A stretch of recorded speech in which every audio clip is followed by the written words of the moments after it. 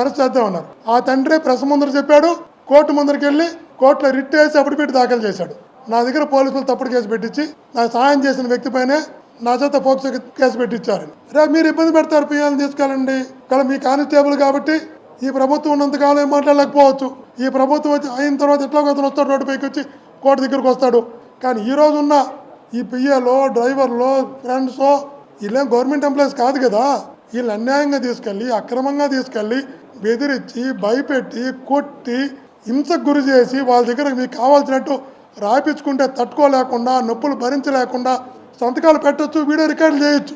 కానీ ఒకటి గుర్తుపెట్టుకోండి, మీ చుట్టూ నుంచి వచ్చిన వెంటనే నేరుగా కోర్టుకు వెళ్ళి మీరు పెట్టిన ప్రతి ఇబ్బంది, మీరు రాయించుకున్న ప్రతి తప్పుడు స్టేట్మెంటు, మీరు మాట్లాడించిన ప్రతి తప్పుడు వీడియో కూడా కోర్టుకు వెళ్ళి సార్ నేను ఈ పరిస్థితుల్లో చేశాను, పలానా అధికారి పలానా సిబ్బంది నన్ను ఈ విధంగా టార్చర్ చేసి నా దగ్గర రాయించుకున్నారని వాస్తవాలతో కూడినటువంటి అఫిడవిట్ రిట్ పిటిషన్ కోర్టులో హైకోర్టులో జడ్జి ముందు కోర్టులో వేసి జడ్జి ముందర మిమ్మల్ని కూడా దోషులుగా నిలబెట్టడానికి కూడా వెనకాడరు. వాళ్ళు ఎవ్వరు కూడా గుర్తుపెట్టుకోండి.